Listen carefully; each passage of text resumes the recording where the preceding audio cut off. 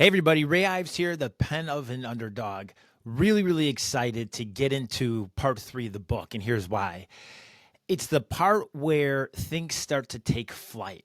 All the preparation on the ground, filling the cargo of knowledge, getting ready, doing all the systems checks. And here I was at a point in my career where I was starting to solidify that I was intelligent and that maybe I could do more, and coming to the crossroads of opportunity. Well, part 3 in the book, Pen of an Underdog by Ray Ives, career trajectory, circa 2009 to 2011. And then the first subchapter is called More Opportunity, Intuition over Hierarchy. Intuition over hierarchy. When I read that, I sort of take a step back and laugh, because intuition over hierarchy, there's such a profound message there, and it's almost overwhelming. It's understanding where I came from, what I had to do to accomplish to get where I was, and opening up limitless possibilities. Intuition over hierarchy. I'm going to tell the story. So basically, everything was going extremely well, and there was an internal position opened up at the company I was working for, but in Cincinnati. So again, I was born and raised in Chicago, reinvented myself in Minneapolis, got the category analyst job, was doing well, and then an opportunity came to the surface, and it was for a director of sales role in Cincinnati. So my boss, Medea, called me and basically was like, hey, I just talked to the president. There is a position opening up in Cincinnati, Ohio. And I was like, wow, Cincinnati, Ohio, the Cincinnati kid. And I just remember thinking of Cincinnati. I didn't know much other than there was an old school radio talk show, TV show.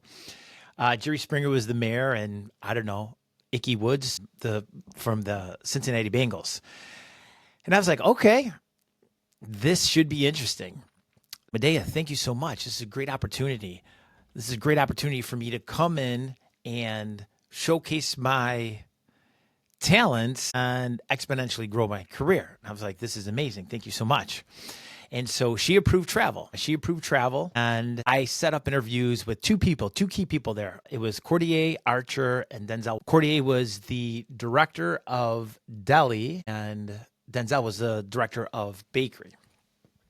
Cordier was an interesting guy. He reminded me of kind of like a mix between Quagmire from Family Guy and Johnny Carson. Like, he had that demeanor. It was light. And then Denzel, he was a great guy. He eventually became my mentor. I spent a lot of time with him, and he would speak 1,000 words per minute fast. He would try to let other people talk, but it really wasn't in his DNA. So here I was, opportunity to go to Cincinnati, from Minneapolis to Cincinnati, to become the director of sales, which was a huge jump. So I got out there, travel was approved, and I met these two great individuals and had some of the best interviews. It was engaging, it was conversational, behavioral, talked about experience, what I put together on the category analyst desk, how I like working for the company, what I could bring. Like, everything was just perfect. And I remember sitting there, I was on the 15th floor of the Kahuna general office. Kahuna is a big retailer in Cincinnati. So I'm sitting there, I'm looking out the window, panoramic views, and looking at this conference room. The conference room was mint. I mean, it was beautiful. Mahogany wood, long conference table, leather chairs, starfish, just everything you imagine. Gordon Gekko just crushing deals, and people flinging around contracts that were hundreds of millions of dollars. And I started to play the role. I started to feel the role and get into the role and get excited about it, right? And so both interviews went really well. So about a week later, I was back in now Minneapolis, and I get a call from Denzel, and he's like, everything went well. I want you to meet the vice president of the company, the vice president. And his name is Manfredi McVicker. Manfredi McVicker was an interesting guy, one of the most interesting guys I ever met. He collected wine in coral reef. So he's a former baseball player, and he collected wine in coral reef. And coming from the southwest side of Chicago, there were some people that had aquariums, fish bowls. Like, this guy was like on an elevated level. He took his interest, his hobby, and started collecting coral and raising and creating an ecosystem for coral. I just thought that was amazing. So here I am, scheduled. Supposed to meet the vice president. I went back to my boss, Medea. Medea was like, look, a couple things. One, I talked to Deetra Kilborn. Deetra was the sister of the owner of the company. And she's like, she won't approve travel. Travel's not in the budget right now. And I was like, well, I don't understand, Medea. I have this interview. It's scheduled. She's like, you're going to have to cancel the interview. And I was like, no way. Like this was too much. Like I already committed to getting to Cincinnati and having this interview. And my instincts told me that there was things at play here. There was miscommunication. My communication to Denzel and Courtier was crystal clear, in my opinion. I was going for the interview to meet Manfredi McVicker. Coming back to Medea, getting wind that Deetra was like, no more travel. And I was like, I don't understand. It didn't make sense to me. And then at the same time, the position changed. It went from director of sales to assistant sales manager. And I was like, okay. By no means at that time, I was inexperienced. I was green. Although I was excelling as a category analyst, to jump in and become a director of sales, which I believe, and this is not ego, but I believe I would have figured that out quickly. It just wasn't the position for me at that time. So when the position moved from director of sales to assistant sales manager, was I disappointed? Sure. But I also knew that this opportunity was so big for me that I couldn't pass it up. Going from, Allen's Essential Grocery, which was a Fortune 52 in the retail grocery world, and going to a Fortune 26 company. And that was also like going from Pepsi to Coke. Going from Allen's Essential Grocery to Kahuna was like going from Pepsi to Coke, or Adidas to Nike, or like Delta Airlines to United Airlines. Highly competitive. It was probably frowned upon. It probably didn't happen very often where somebody was working on one account and went to the other account at the time. So here I was, the biggest dilemma of my career. I was already back from Cincinnati, had a successful interview, and now the next part, things are starting to change. And that's one thing I would say in the career is there's going to be changes. There's going to be unexpected news. Sometimes it's positive, sometimes it's negative. I always try to keep a very calm demeanor, level head, and just think through it. Be proactive instead of reactive. That was my philosophy. And so here I was. Okay, what do I do? It's no longer director of sales, assistant sales manager, but I have to get to Cincinnati. There's this disconnect. And I knew that Deetra was basically in and out of decision making.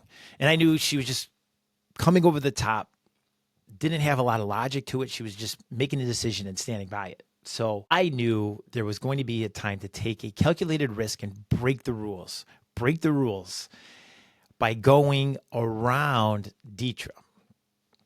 Now, that's not always in the playbook. This is an audible. This was a straight audible because I knew there was a miscommunication. I knew that my career trajectory was going to be exceptional if I was able to get this role in Cincinnati. So I started weighing options. Okay, what do I need to do? What do I need to do to get there? So I looked at flights. Flights were insane, $1,000 plus. CVG in Cincinnati, the airport in Cincinnati has always been one of the highest airports for fares. So I was priced out there. I had this old car that wasn't going to make it, and gas was super expensive. I was going a long way, basically from Minneapolis to Chicago to Cincinnati, over 700 miles. I knew that the car would probably, if I had to do it, if that was my alternative to drive, I would have, knowing that maybe the car makes the first leg, but maybe not the return. And I was willing to take that, but I still had to think through this. And I was familiar with taking flights from Minneapolis to Chicago. That was going to get me more than half of the way there. That was going to get me 400 miles of the 700 plus miles. And I was thinking, okay, let me piece this together. There has to be a solution. And that's exactly what I did. I took a flight from Minneapolis to Chicago. In Chicago, I took a bus from Chicago to Cincinnati, paid for my own hotel. I had the Hyatt downtown, close enough to the office, close enough to the restaurant district. Everything was within walking distance. And so I made that the decision, and it was a risky one. I took some personal days. I booked my own travel out of pocket after travel wasn't approved. And I sat in front of these people for the interview. I got there. I was there. And the feeling of first coming into Cincinnati. Cincinnati was more like Chicago than Minneapolis was like Chicago. Like Cincinnati had that big city feel. It had that big city feel like like a borough of New York or like a small neighborhood in Boston or Philadelphia. Very similar to Chicago. The architecture was Brooklyn-esque. Black iron fire escapes on the outer walls, a nice skyline, rolling hills in the back. There was Mount Adams, a couple other things. Rolling in, I thought to myself, okay, I can make this work. This is a great city. Okay. So here I was coming in. I had to do it. I'm on the bus from Chicago to Cincinnati after taking the flight from Minneapolis to Chicago. And it was time to interview. It was time to sit down with the vice president, Freddie McVicker. And I was ready. Everything I had prepared in the presentations that were already done for the executive walkthrough, that time where my graphs were printed and on an easel, I had that exact presentation. And it was so beautifully put together. The formatting, it was professional. It had data. It told a story. And I sat down and I had printed copies and we talked about that and we shared ideas. And the interview stopped being an interview and it started being a conversation. It almost became like this strategy conversation. This is great work. Could you do work like this here? Absolutely. Tell me about how the walkthrough went with the C-suite and the executives. Tell me about why you pulled the data this way, not that way, why you looked at it 52 weeks or if rolling 3 months, whatever it was conversational. Things were going extremely well. And I knew that to really put it over the top, I was going to share some references. Now, the hardest thing is references. I have a job. I have a boss that believes in me, but I can't tell people outside of my organization when I was working in-house at Allen's Essential Grocery that I was interviewing. It just sends a bad message. So I had to reach out to people that, one, had great experience and great titles, and two, would refer me for a position that knew my character. And I got these people from playing racquetball and some other like outside of work activities. I just networked and met people. And my intentions weren't to network for this. Networking is always a good idea. Know as many people as possible because you're going to learn from them. You're going to learn what they give, what they do, how they did it, what their process is, things that work, things that don't, the shortcuts of life. So I had great references. People that he was doing business with, people that he wanted to do business with. And then also like on the personal side, I had my one friend at the time who was probably the most successful for this scenario, not an entrepreneur or anything else, but in this scenario, I had a friend, Jules, and she had a title, Vice President of Marketing. I was like, okay, this is great. So she did marketing, public relations. And after the interview, Denzel was happy. He's like, come out to dinner with us tonight. So I was going out to dinner with Freddie, Denzel, Cordier. And I remember being at dinner, and dinner started out, introductions. We all knew each other, but he was just making sure, going through business, and sort of went around the table in a way where he went to Cartier, asking about Delhi, what's going on in Delhi, what's going on with the business. And he was, talking about company A is doing well, company C is having shorts. We're getting some complaints. We need to do this. Then Denzel went. And I noticed after that sort of brief synopsis, everybody was comfortable. Everybody was having conversations. It's like they went from coworkers to friends. Here I was sitting in one of the nicest restaurants in Cincinnati. And I wanted to be strategic here. Like I knew Freddie was a big wine drinker and I wasn't going to compete on wine, but I wanted to order like a decent glass of wine, right? And I knew that I was going to order like a mid-range glass of wine. I think I ordered a Zinfandel and a red Zinfandel. And I was sitting there thinking, okay, don't order something too cheap, but don't order something too expensive because I didn't want to come off as like I was trying to get a free meal or take advantage of, the corporate card. But I didn't want to come off as like somebody that doesn't know what they're doing because the role eventually would entail entertaining clients.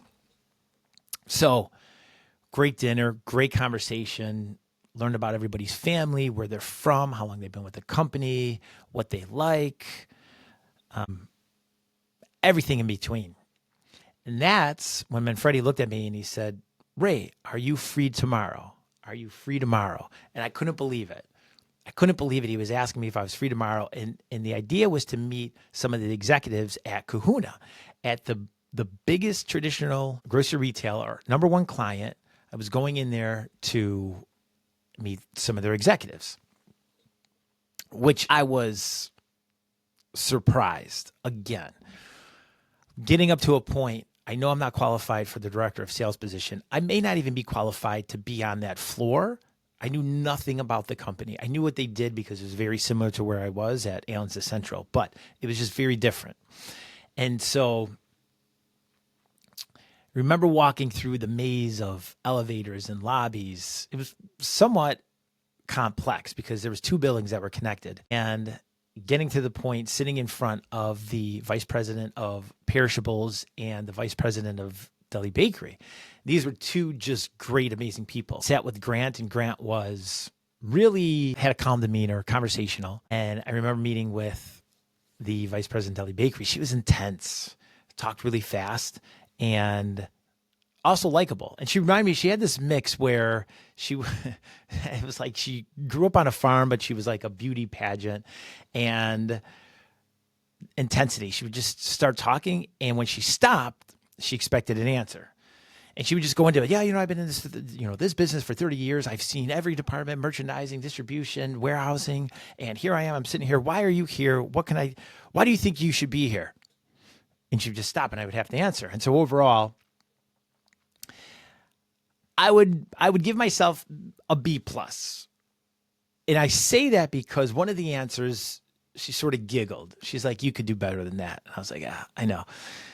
And so it was playful. After that, back in Cincinnati, okay? And so here's the moment. The moment I get a call from Bert O'Kinsey. Bert O'Kinsey was the president of the company. And I knew something had to happen. Something had to give because he was calling and he started out optimistic. He's like, hey, I just want to let you know, I talked to Manfredi. Manfredi said you did an amazing job. He's really impressed with everything you talked about. And things started to slide a little bit. Starting with salary. So I knew this conversation was going to come up, and I did a ton of research on salary, positions, cost of living, everything in between, sales managers' roles, assistant sales managers' roles, and what that percentile was going to be, or where at least I wanted to fall. And so we got to the point, and he's like, if you were to get this job, what is your salary requirement? He already knew what I was making. And I was like, Berto, honestly, based on my research, I think a position like this should pay annually $85,000 to $95,000 base. Okay. And I really saw the conversation start to diminish in a way where I wasn't building momentum. He didn't receive that information and say, I was thinking the exact same thing. Why don't we get you at the upper percentile? No. He changed it. He was like, look, this is a support position. It's not the director of sales position. It's assistant sales manager role. This is a support position, not a leadership position. Support, not leadership. And there's a lot going on. I'm not sure if we're going to move forward with this position or if we're going to try to fill it with somebody that's already in Cincinnati. And I was like, Berto, let me be straight with you. I've worked very hard for you, your company, Medea, the corporate team here in Minneapolis. I want to continue to do that. This opportunity is worth more than any salary. Why don't you give me a chance? We'll keep things as is. I'm just going to keep my salary as is. Forget we even had the conversation about salary. Forget salary. This opportunity is worth more. I'd be honored if I could have this position. You don't have to change anything. I'll get to Cincinnati. I'll start working in 2 weeks. What do you think? What do you say? Burrow's like, sounds good. You have the job. And I couldn't believe it. I had the job. I was going to be the assistant sales manager. Now, the thing to point out there, being the assistant sales manager, was it still was a lot of jumps from a category analyst, right? So in the corporate hierarchy that I was at, there was, category analyst 1, 2, and 3, and some other jobs in between. And I felt like I was bypassing a lot of that time and a lot of that redundancy. So here I was, about to be the corporate assistant sales manager at a Fortune 52 company. I'm sorry, a Fortune 26 company in Cincinnati. What that was going to do to my resume, priceless. Moment of reflection. Where was I in 2005? In 2005, I was basically a bartender, no college degree. No way could I have envisioned this opportunity with this audience and this company and all the expectations. And it gave me these feelings of bliss, of accomplishment. And those were the feelings that I really became accustomed to chasing. I wanted more of that. I wanted more. And so there it was. I was going to be the new assistant sales manager. Now stay tuned, because things change. Things start to change quickly. There's some defining moments, and it gets exciting. Again, this is my vulnerability. I'm sharing it because I really believe that in this book, The Pen of an Underdog by Ray Ives, and it's on Amazon. Here's the link right here. It's on Amazon. Check it out. There's golden nuggets in there. We're going through the story part. The stories have to be the building blocks for it to make sense. And when you get to the end of it, you are going to realize something so profound that whatever you decide to do, if you do it with authenticity and purpose, it's going to be a lot more fun, and it's going to drive you a lot more. So let's stay connected. Ray Ives, The Pen of an Underdog. Subscribe. More to come. A lot more to come. I think it's going to be fun. Thanks for joining.